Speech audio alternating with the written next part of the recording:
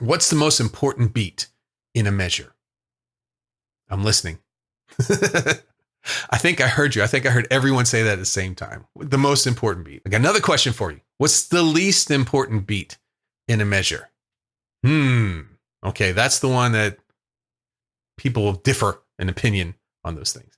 But say it out loud. Important beat, least important beat.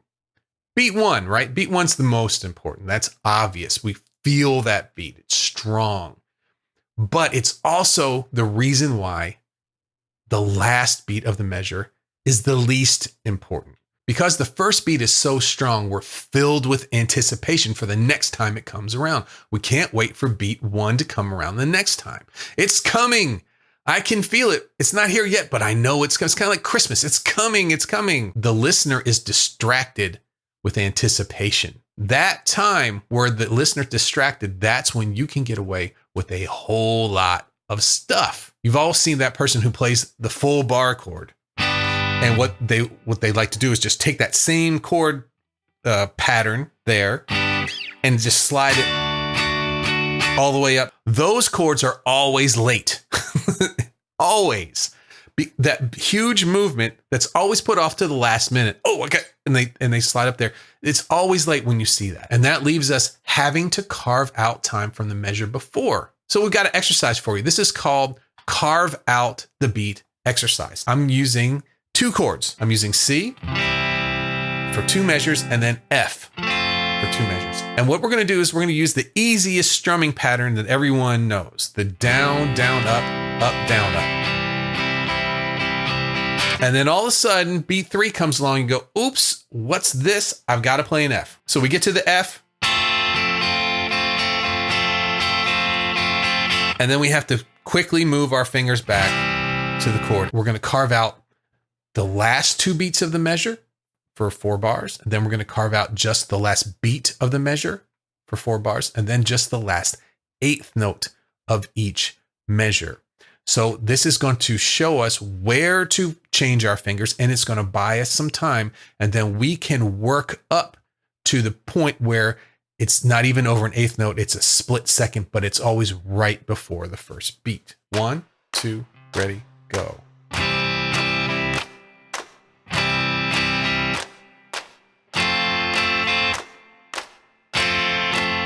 Now doing it this way, I have tons of time. I carved out 2 whole beats for me to change.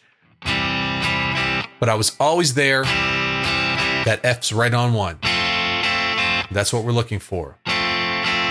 So now we're going to bring back in that last strum that's on the and of 3. Here we go. 1, 2, ready, go.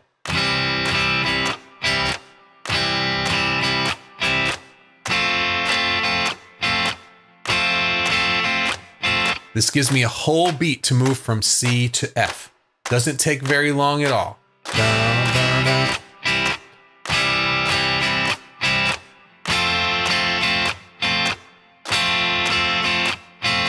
Fingers were very easily moved back and forth. So now what we're going to do is we're going to make it even more difficult. If you can do it to that point, now this is the challenge right here.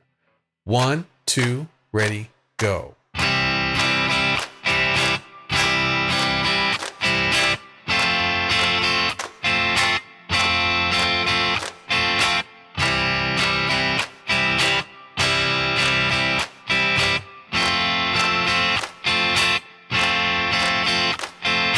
That left me an 8th note amount of time to move my fingers from that C to that F. Now I picked easy chords just for this demonstration, but you all know some difficult chord progressions where it's hard to move past. You just take those difficult chords, plug them into this, and then you'll start to be able to realize, okay, I'm on beat 1 when that new chord comes in, no matter what.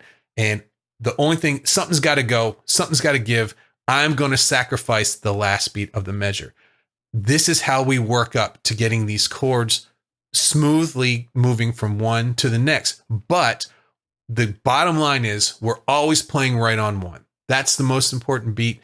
That's where we're not giving on that. We're always going to play right on beat 1. The next thing that we always have to remember when we want clear and clean and smooth sounding chord progressions is to feature the problem.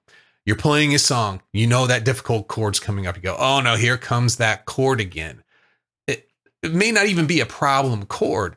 It's where you're coming from. You might be in playing a G chord, and then you've got to go up to some bar chord there. It's the movement from where you were to where the new chord is, even if it's an easy chord, can be very difficult. So what we're going to do is whenever you find a difficult chord movement, we're going to practice that. We're going to practice that same chord movement over and over. That transition with all fingers coming down. Here's the key: at the same time. Let's talk about this. A lot of new guitar players, they'll play a chord and they'll always play first finger down, then second finger down, then third finger down. We all know it. You've done this. We've done this before. First finger down, second finger down, third finger down, strum the chord. That's a lot of time. So at some point you realize that's got to go. We can't take that time to put our chords down one finger at a time. What do we got to do? We got to learn the shape of the chords and be able to put our hand down on all of those notes, all the fingers coming down at the exact same time. That takes some preparation. That takes some practice. One of the potential reasons for this problem is because we haven't memorized the hand shape that it takes to play that chord at once. So when you come across a chord progression that's very tricky, always put that transition into practice by featuring the problem with this all fingers down exercise. It's a quarter note exercise. For this one, we're going to use G7 and D7. Now we're going to use the regular bar G7 here at the 3rd fret. We're also going to use this D7. It's right at the 3rd fret. It's right in the same area, but it's not a bar chord. This is the one that looks like Born on the Bayou, I think it is, right? So it looks like a C chord, open position C chord, but our pinky comes down in the middle. And we're just strumming the middle 4 strings. Okay, so we're going from bar chord to a fretted chord. Bar chord to a completely fretted chord. Bar chord to all fingers down. Bar chord to all fingers down. Right? This is, if you take a look at my hand, my thumb is completely in a different place. On the bar chord, it's in the back of the neck. On the D7th chord, it's wrapped around the side. Now, if I went one finger at a time, there's my G7, and then my D7. Very long time to be able to get those chords working that way. So what we're doing is we're going to memorize these shapes. You can practice that without the guitar even being there. Pretend the guitar vanished, but you're still playing the chord. So G7, D7, G7, D7. I used to do this in school all the time. But the key is to come down with all of the fingers in that shape. Okay? All fingers down, same time. All fingers down, same time. I'm doing it right now without the metronome. I'm not even playing it. I'm muting the strings, but I'm making these shapes. Getting used to it. How do you do this? By repetition. So what we're going to do is we're going to do this with quarter notes. G7, D7, G7, D7. Isolating those 2 difficult chords. 1, 2, ready, go.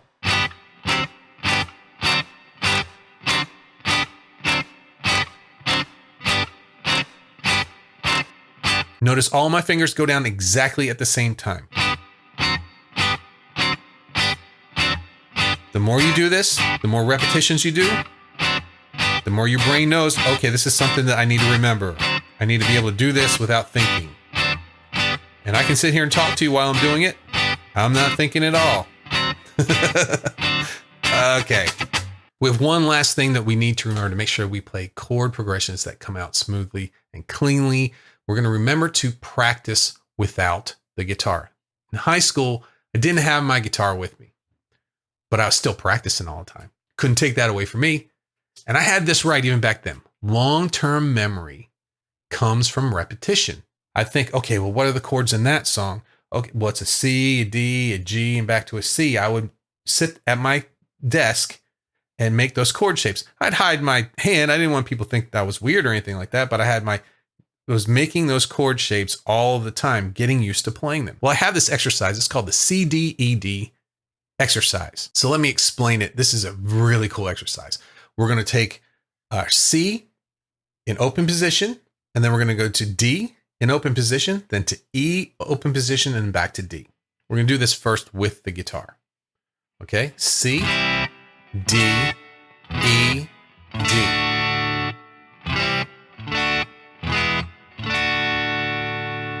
Now we're going to move to the area of the 3rd fret, and we're going to play the same chords, but voiced here. We're going to play C, which is an A-shaped chord. Let's see, in this area, a D is a C-shaped chord. All right, and then our E is a D-shaped chord here.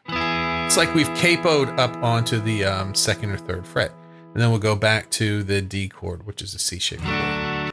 C, D, E, D, C, D, E, D, C, D, E, D.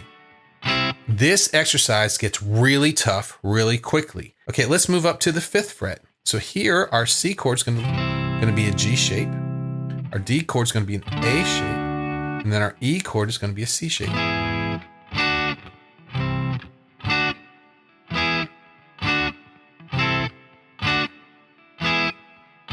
Okay, now we're going to move on to the 8th fret. So our C is going to be an E shape here.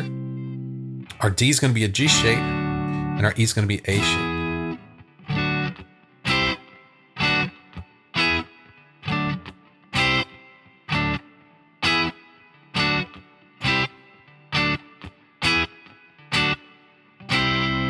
Now let's move on up here. So now we're going to be at the 10th fret.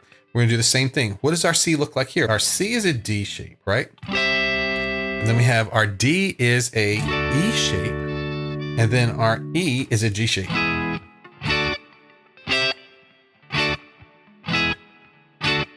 This is tough. I mean, it's really tough. And then we've made it all the way back to the top. So we had here's our first one, C, D, E, D. Then our second set of them, C, D, E, D.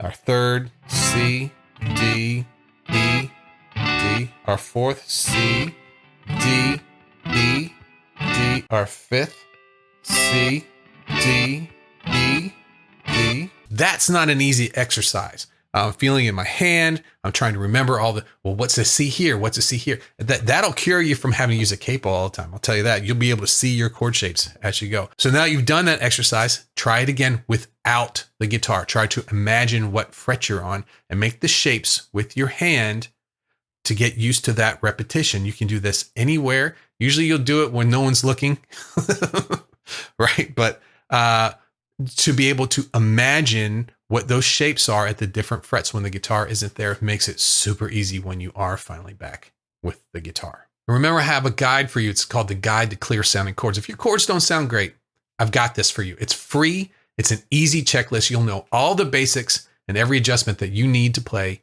clear and clean sounding guitar chords. That's at PlayGuitarAcademy.com/chord guide.